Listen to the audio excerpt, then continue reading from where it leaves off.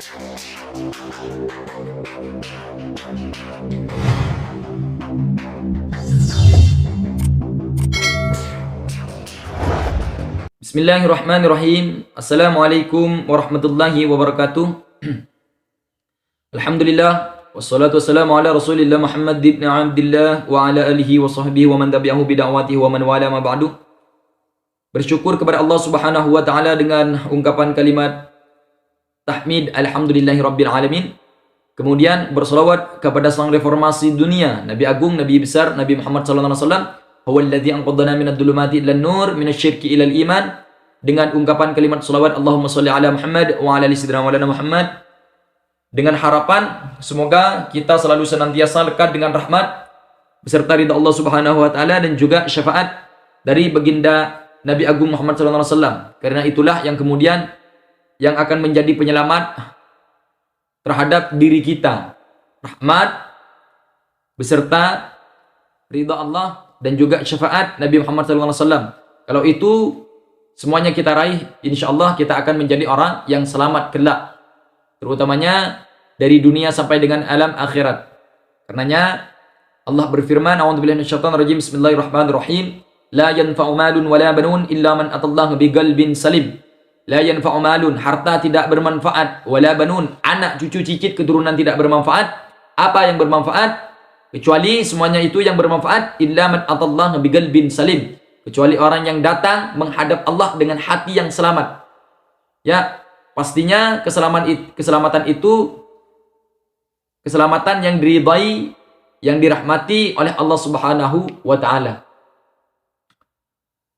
Dan kita sama berharap semoga kita kelak menjadi orang yang selamat, bisa menggapai rahmat ridha Allah Subhanahu wa taala beserta syafaat dari Nabi Muhammad sallallahu alaihi wasallam fid din wa dunya wal akhirah. Amin ya rabbal alamin. Baik, pada kesempatan kali ini kemarin sempat saya sampaikan di episode-episode sebelumnya terkait dengan pernikahan. Di episode sebelumnya kami membahas terkait dengan rukun nikah, bahwa rukun nikah itu ada 5. Saya coba percepat karena insya Allah pembahasannya agak banyak sedikit.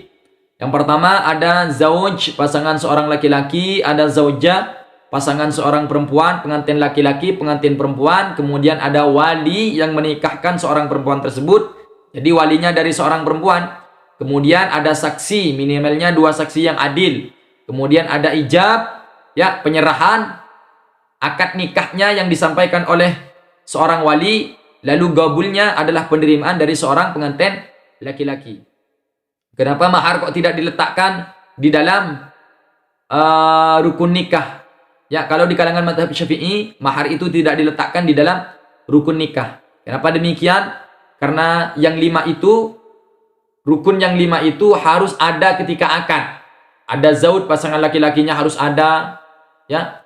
Ketika akad nikah berlangsung, seorang perempuannya harus ada, kemudian walinya harus ada, 2 saksinya harus ada, ijab kabulnya harus terlaksana ketika akad. Beda dengan mahar. Ya, mahar itu boleh disebutkan ketika akad dan itu sunnah, boleh disebutkan di luar akad. Ya, itu diperbolehkan dan juga akadnya sah walaupun tidak disebutkan di dalam akad. Dan ketika disebutkan dalam akad itu mengandung hukum sunnah. Karenanya di sini referensinya saya bacakan, ustahabbu tasmiyatul mahri, dan disunnahkan menyebutkan mahar fin nikahi, di dalam nikah. Itu hukumnya sunnah menyebutkan mahar ketika nikah, ketika akad. Fa illam yusamma sohal aqdu, kalaulah tidak disebutkan mahar itu sohal aqdu, maka akadnya tetap sah. Nanti kami akan buat satu episode membahas terkait dengan masalah mahar. Tunggu di episode yang selanjutnya. Baik, saya akan pada kesempatan kali ini membahas terkait dengan rukun nikah yang pertama, yaitu pasangan laki-laki, pengantin laki-laki, atau di dalam kitab disebut dengan zauj, pengantin laki-laki. Yang tentu dan pastinya di setiap rukun itu ada syarat-syarat yang mengandung di dalamnya. Ya, ada syarat-syarat di dalamnya. Pengantin laki-laki harus ada syaratnya, pengantin perempuan harus ada syaratnya, wali juga harus ada syaratnya nanti, ya, termasuk dua saksi harus ada syaratnya, ijab kabul seperti apa syaratnya, itu harus ada syaratnya yang harus terpenuhi di dalamnya. pada kesempatan kali ini kami akan membahas terkait dengan rukun nikah yang pertama, yaitu zauj, pasangan laki-laki. Yang pertama, syarat seorang laki-laki itu ketika kemudian ingin menikah dengan seorang perempuan yang muslimah, itu syarat yang pertama itu harus orang muslim. Ya, karena tidak boleh seorang perempuan yang muslimah menikah dengan seorang laki-laki yang kafir. Karenanya Allah berfirman di dalam kitab Al-Qur'an, A'udzubillahi minasyaitonirrajim, Bismillahirrahmanirrahim. Wala tunggihul musyrikin hatta yu'minu wala 'abdun mu'minun khairum min musyrikin walau a'jabakum. Jadi di dalam Quran surah Al-Baqarah ayat 221 ini ada ayat yang hampir sama, tapi secara esensi berbeda. Ya, ada wala tungkihul musyrikina, ada wala tangkihul musyrikati. Itu dalam satu ayat yang sama. Jadi kalau menggunakan wala tungkihu memakai dhammah, taknya memakai dhammah, wala tungkihu itu dalam konteks bahasa Arab mempunyai makna jangan kalian nikahkan. Ya, kalau menggunakan fathah wala tangkihu jangan kalian nikahi. Ada nikahkan, ada nikahi, itu beda. Berarti kalau menggunakan wala tungkihul musyrikina, menggunakan dhammah taknya wala tungkihu jangan kalian nikahkan. Berarti masuk konteks ayat ini masuk kepada walinya, karena yang menikahkan itu adalah seorang wali. Jadi wala tungkihul musyrikina, dan jangan kalian nikahkan. Ya, seorang wali tidak boleh menikahkan anaknya atau orang di bawah kewaliannya dengan orang musyrikinah, dengan orang musyrik. Jadi konteks ayat ini masuk kepada seorang wali dari seorang perempuan. Jadi itu ada perbedaan di kalangan ulama. Ada begini, gampangnya seperti ini. Ada pernikahan itu seorang laki-lakinya muslim, seorang perempuannya kafir. Kalau seorang laki-lakinya muslim, seorang perempuannya kafir, itu ada sebagian ulama yang memperbolehkan. Seperti contohnya Imam Ibnu Jarir At-Tabari itu memperbolehkan. Imam Ibnu Jarir At-Tabari itu hanya tidak memperbolehkan orang musyrik di kalangan Arab pada saat itu. Jadi kalau non-Arab itu memperbolehkan. Ya, memperbolehkan. Itu pendapat Imam Ibnu Jarir At-Tabari yang saya baca. Ya. Jadi seorang laki-laki itu boleh menikah dengan perempuan yang musyrikah. Ya. Dengan perempuan yang musyrikah yang di luar orang Arab. Karena yang tidak, pendapat Imam Ibnu Jarir At-Tabari itu yang tidak diperbolehkan hanya orang musyrikah pada saat zaman Nabi dan orang Arab pada saat itu. Jadi misalnya kalau ada orang musyrikah Cina misalnya, Bali, itu diperbolehkan. Tapi kalau sang perempuannya itu muslimah, kemudian yang laki-lakinya musyrik, itu sependek pengetahuan saya sampai saat ini belum ada ulama yang memperbolehkan. Lepas dari itu misalnya ada yang memperbolehkan, saya kurang tahu. Tapi sependek pengetahuan saya belum ada ulama yang memperbolehkan menikah seorang laki-lakinya musyrik, lalu seorang perempuannya muslimah, itu tidak ada yang memperbolehkan. Kalau yang perempuannya muslimah. Tapi kalau yang kalau yang perempuannya muslimah. Tapi kalau yang perempuannya yang kafir, yang laki-lakinya Islam, masih ada yang memperbolehkan. Ada tungkihu, ada tangkihu. Jadi kalau tangkihu wala tangkihul musyrikati. Kalau tangkihu itu berarti masuk kepada seorang laki-lakinya, mempelai laki-lakinya. Jangan kamu nikahi. Jangan kalian nikahi. Ada nikahkan, ada nikahi, itu beda. Berarti kalau wala tangkihul musyrikati berarti masuk kepada mempelai laki-laki. Jadi yang pertama, syarat seorang laki-laki mempelai laki-laki itu harus muslim mutlak. Ya, harus muslim. Harus muslim, tidak ada tawar-menawar. Ya, karena seorang laki-laki dalam konteks rumah tangga itu adalah seorang imam. Harus ikut, bagaimana bisa taat kepada orang kafir itu kan? Tuhannya saja beda, nanti lantas bagaimana nanti kalau menyuruh macam-macam yang mengandung kesyirikan, kemusyrikan di dalamnya.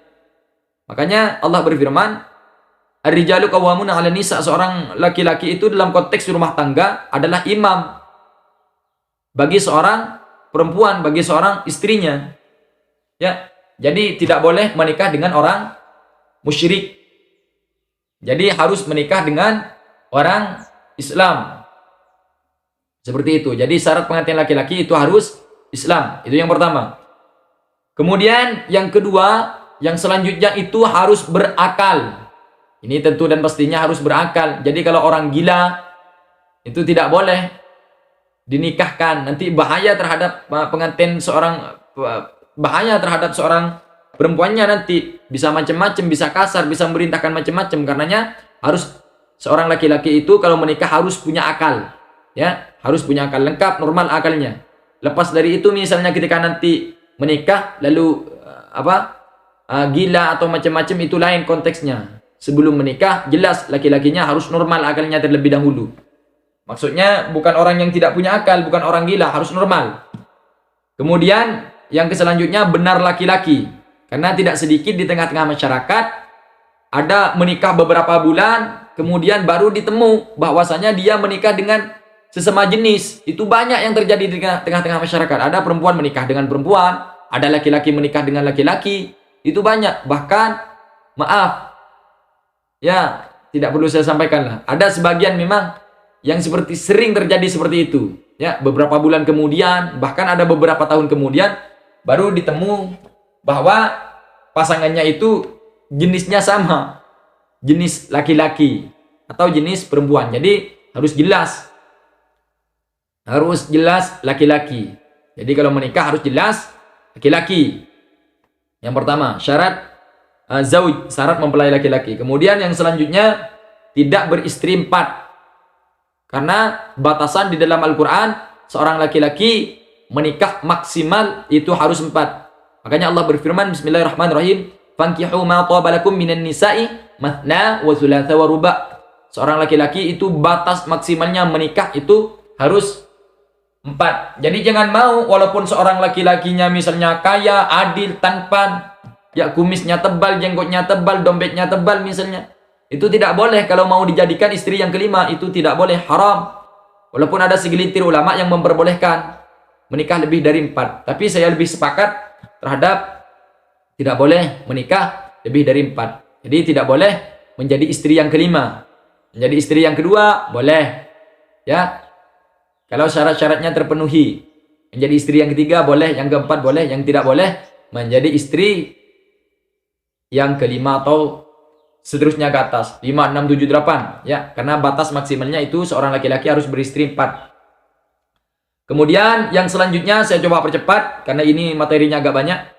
Yang selanjutnya tidak mempunyai hubungan mahram dengan calon istri, ya. Tidak mempunyai hubungan mahram dengan calon mempelai perempuannya. Bahwa di sini terkait dengan mahram itu diterangkan dalam kitab Wal Muharramatu bin Nasih Arba'asyarah, bahwa mahram secara nas itu ada 14. Arba'asyarah sab'un minan nasab, ada 7 secara nasab. Ya, ada 14 mahram, 7 itu dengan nasab. Siapa yang 7 itu? Wahunna al-ummu. Seorang ibu itu adalah mahram. Al-ummu. Wa in allad, dan ke atas dari ibu. Nenek misalnya, buyut yang perempuan terus ke atas dari ibu itu mahram. Secara nasab tidak boleh dinikahi oleh seorang laki-laki ke atas. Kemudian wal bintu, anak perempuan. Ya, anak perempuan itu mahram. Wa in safalat, dan terus ke bawah. Anak, ya, anak perempuan, kemudian cucu perempuan, cicit perempuan terus ke bawah, itu adalah mahram. Secara nasab tidak boleh dinikahi, itu hukumnya haram. Wal ukhtuh, kemudian saudara perempuan, itu tidak boleh dinikahi, ya. Wal ukhtuh, wal khalatu, kemudian bibi dari ayah, saudara ayah, bibi saudara ayah. Ada Ada khalatun, ada ammatun. Kalau khalatun itu bibi dari ayah, saudara ayah. Wal ammatuh. Kemudian bibi dari ibu, saudara ibu berarti saudara perempuan ibu. Itu haram dinikahi. Saudara perempuan ayah haram dinikahi karena mahram. Kemudian wal ammatuh, saudara perempuan ibu, ya, itu haram dinikahi. Wal bintul akhi, kemudian ponaan perempuan dari saudara laki-laki. Misalnya saya punya saudara laki-laki, kemudian punya anak perempuan misalnya, maka anak perempuannya tersebut tidak boleh dinikahi. Kemudian wa bintul ukhtih, kemudian anak perempuan saudara perempuan. Misalnya saya punya saudara perempuan misalnya, lalu punya anak perempuan. Nah, anak yang perempuan dari saudara perempuan saya itu tidak boleh dinikahi. Kemudian yang selanjutnya watnatani birrada'ah. Kemudian yang selanjutnya itu dua karena sebab persusuan. Siapa yang dua itu? Al-ummul murdi'atu. Ibu yang menyusui. Ya. Juga menyusui ini jangan asal menyusui lalu jadi mahram, tidak, ada persyaratannya. Minimal menyusui 5 kali sampai kenyang. Batas waktunya 2 tahun ke bawah. Karena ada yang berpendapat, kemarin saya mendengar bahwa jika seorang laki-laki nyusu terhadap istrinya lalu keluar air susunya itu diminum oleh seorang laki-laki, maka dia dikategorikan sebagai mahram birrada'ah. Itu tidak benar. Yang benar adalah nyusu sampai 5 kali, ya, dengan waktu yang berbeda sampai kenyang di bawah umur 2 tahun. Ya, di bawah umur 2 tahun. 5 kali, batas minimalnya 5 kali sampai kenyang. Kemudian wal ukhtu minar rada'ah. Kemudian saudara perempuan dari sesusuan. Misalnya nih, saya nyusu ke si A misalnya. Si A ini bukan ibu saya, tapi saya nyusu kepada si A. Lalu si A ini punya anak perempuan, maka yang perempuan itu mahram kepada saya, tidak boleh dinikahi. Mahramnya karena sebab apa? Mahramnya birrada'ah, karena sebab persusuan, tidak boleh dinikahi, dan itu adalah mahram. Kemudian wa arba'un bil musaharah, dan 4 karena sebab ikatan pernikahan atau kemertuaan. Siapa yang 4 itu? Ummuz zaujati, ibunya istri atau mertua perempuan. Mertua perempuan, ummuz zaujati, ibunya istri atau mertua perempuan, itu haram, tidak boleh dinikahi, dan itu mahram bagi kita. Ya. Kemudian warrabibatu, dan anak tiri. Ada persyaratannya, idza dakhala bil ummi, jika seorang ayahnya itu orangnya itu sudah berjima dengan ibunya. Ya, sudah berjima dengan ibunya. Anak tiri, jika ibunya sudah dijima oleh ayah tirinya dengan akad nikah yang sah, maka itu tidak boleh dinikahi, mahram bil musaharah. Kemudian wa zaujatul ab, istrinya ayah. Istrinya ayah, misalnya ayahnya misalnya nikah lagi karena ibunya wafat lalu nikah lagi, maka ibu tirinya itu masuk ke mahram. Mahram apa? Bil musaharah. Wa zaujatul ibni, kemudian menantu perempuan, istri anak laki-laki. Wa zaujatul ibni, itu tidak boleh dinikahi. Itu mahram bil musaharah. Ada 4 berarti sudah lengkap ya. Ada ummuz zaujah, ada rabibah, ada zaujatul ab wa zaujatul ibni. Lengkap 4 ya. Kemudian wa wahidun min jihatil jam'i wa ya ukhtuz zaujati.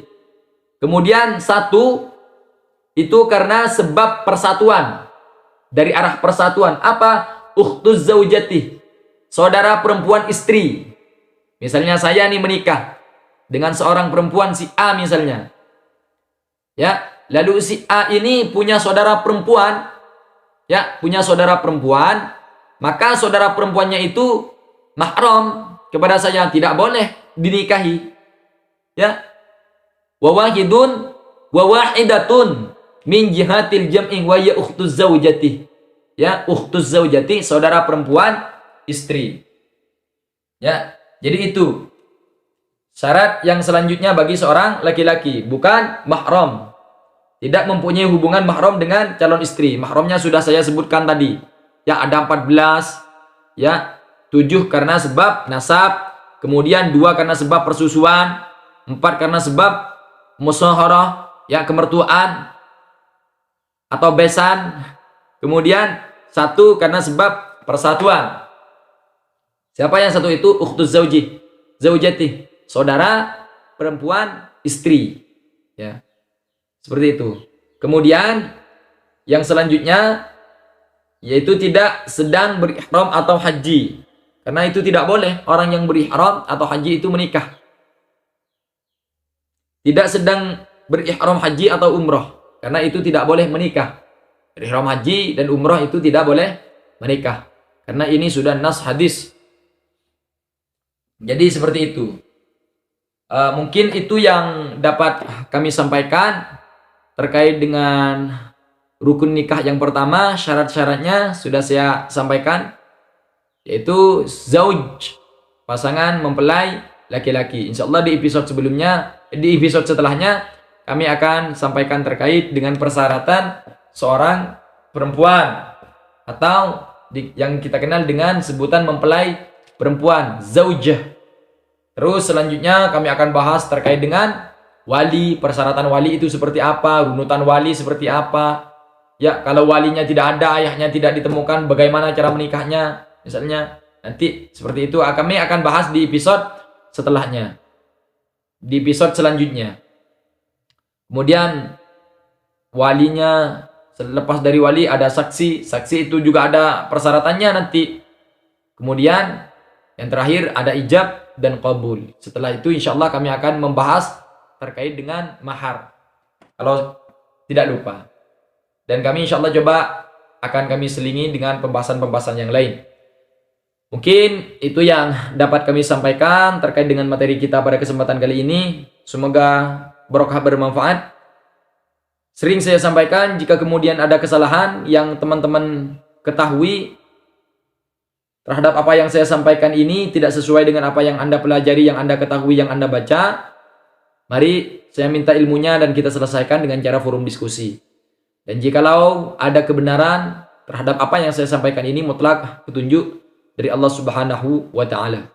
Semoga barokah dan bermanfaat. Billahi taufiq wal hidayah. Wassalamualaikum warahmatullahi wabarakatuh.